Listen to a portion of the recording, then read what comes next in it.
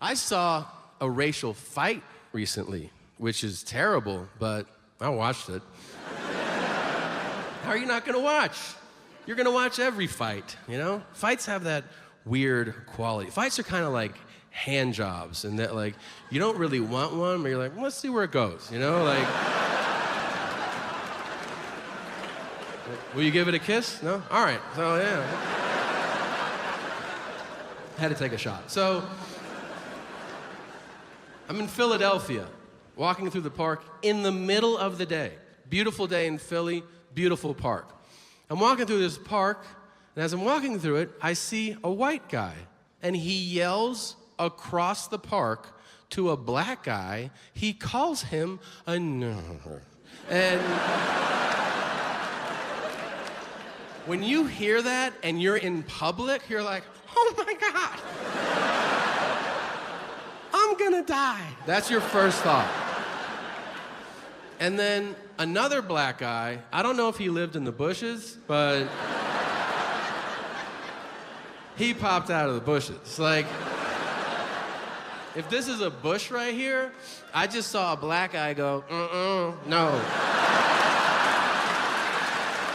Not in my park, But it's like, no one else saw that guy. Only I was like, oh my God, I see that guy! Like that. And it became my own personal movie. I watched him line up like the honey badger. He was like, that one? All right. And he sprinted across the park and he tackled the white guy. So instinctively, I just went, get him!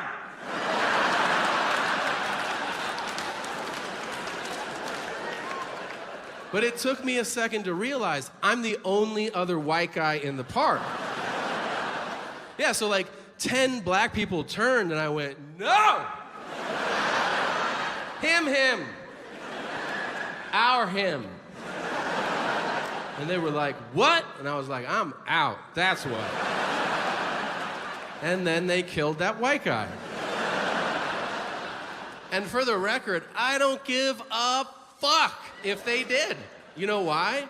There is no such thing as white guy loyalty, okay? I mean, there is, but those guys are obvious as they hold torches, but the rest of us...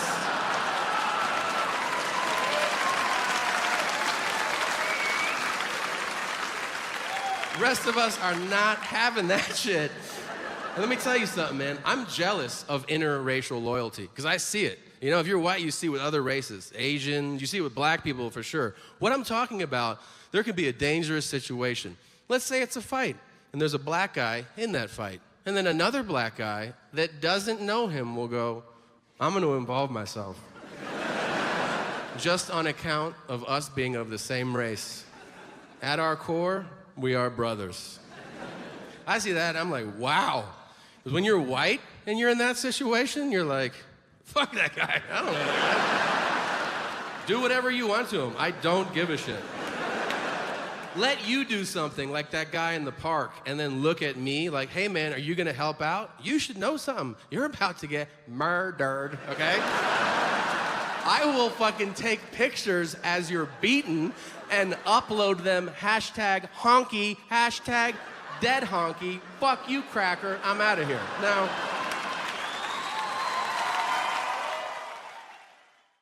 that porn has gotten way too aggressive these days. It's way too aggressive. You know where it's at? 80s porn. Yeah. Go to your dad's drawer.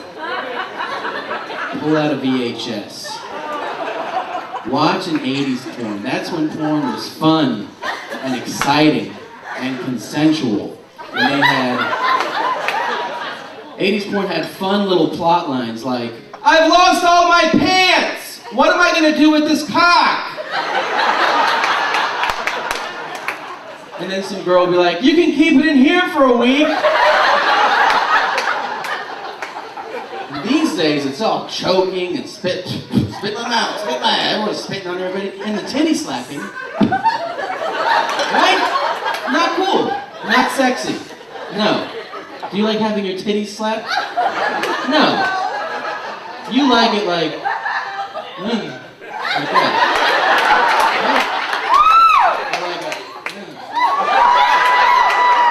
Or even like if it's from behind, like a. But not like. Stop slapping titties.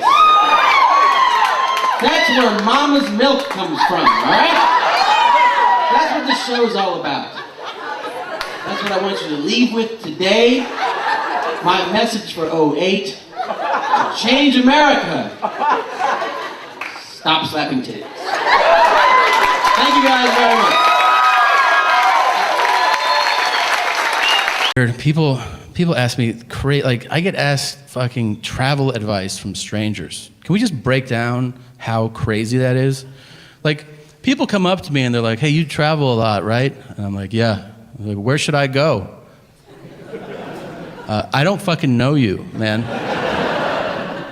You ask travel advice to people who know you intimately. They know you well. They can guide you based on what they know about you. I mean, you don't ask strangers dining advice, right? Because you're like, hey, well, where should I eat tonight? I know I've never met you before in my life, but do you think you could give me a recommendation? Yeah, you should try this dim sum place. But then that person might go, oh, I hate the Asian world. And you're like, oh shit, I didn't know that about you. Like, yeah, I killed like 4 of them. Like, what are you, like a serial killer or something? Yeah. Now you're in an awkward conversation with a serial killer. Here's all I'm saying. I can't tell you where to go. I can tell you where not to go. Wherever they film the first 48 on A&E. Oh, if you're not familiar with the show, here's what it is. Camera crews follow real homicide detectives for the first 48 hours after a murder. And the reason that that time distinction is so important is that after 48 hours, they give up on that murder. They're like, that's some old shit. What do you want to do today? You're like, how about you keep trying to solve that murder, man? That shit happened on Monday. It's Wednesday. We're not going to solve that shit. Really? There are so many amazing moments on that show. So many. A lot of the episodes take a similar path. I'm blown away, first of all, at how many times there's a witness to a murder. It's crazy. I always thought murders happen in dark alleys. Nobody saw shit. No. Every other episode, they're like, you see that shit? And the guy's like, I saw that shit, yeah. Where? Right fucking here. Really, I was standing here, and then he killed that dude there. Like, what'd he look like? He was like 5'2" to 6'8", something like that. And they're like, that's the fucking description you're gonna give us? Uh-huh. Anything else about him? Yeah, he had ears too. Thanks, man. No problem. They still will sketch that shit out. I don't know. And they show it to people. Do you know this guy? And everyone's like, nah. But then one guy will be like, yeah! That's Cricket right there! You're like, oh shit. You know him? I've been knowing Cricket 27 years! What's his real name? Man, that's just Cricket. I don't even know. Stop being white and weird. That's a perfect fucking impression, and you know exactly who that was, okay? Yeah, it's a black guy, and he's wearing a wife beater, and he's got on a dirty hat, and he's got a cigarette hanging out of his mouth. And he looks like he's about 33, but you find out he's 76 years old. And he speaks super aggressively to the cops. I've been out here for a minute! And they're like, all right, Jesus Christ. When was the last time you saw him? He came through with jellyfish last week. They were looking for some smoke. And they're like, all right, Jesus Christ. They always cut to the whitest detective from that guy, too. They cut from that guy to the guy who's like, I don't think he's going to help us out. We're going to have to find Cricket on our own. That show has the best moment in television. It's the most dramatic thing you could ever see, because it's real life, and that is the interrogation. The interrogation is amazing because here's the thing about drama. If you want to have a great dramatic moment, raise the stakes. Guess what?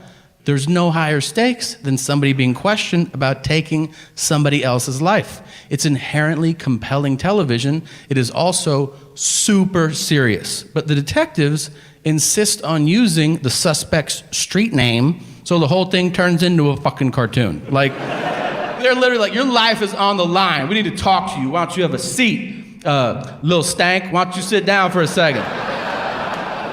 Did you or did you not know Dookie shoes? I don't know no Dookie shoes. I got a picture of you hanging out with Dookie shoes. I mean, I seen them. I don't know.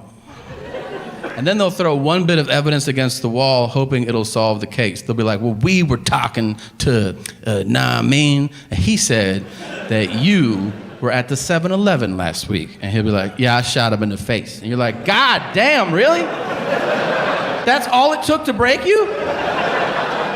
Dude, lie. Lie for longer. You can kill somebody, you can't lie for 10 fucking minutes about it? Like, dudes will break on anything. They'll be like, we heard you had on a blue shirt last Friday. Yeah, I stabbed those 4 people. Dude, a lot of people have blue shirts, man. You can still get out of this. Here's what I've learned watching that show, okay? Lawyer up. You can't handle that shit. Everybody's like, I'm gonna talk to the cops and straighten this whole thing out. You're gonna do 25 to life. Have fun with that, man. Nobody asked for a lawyer. I've seen 300 people get interrogated on this show. 2 of them were like, can I talk to a lawyer? And both times the detectives were like, fuck! And then at the end of those episodes, it said on the screen, all charges against Tayshaun were dropped. Or Jim, pick a fucking name. Let's be honest, there's no Jims on the show. I've seen every episode, and none start with, hey, Bryce, can we talk to you for a second, man?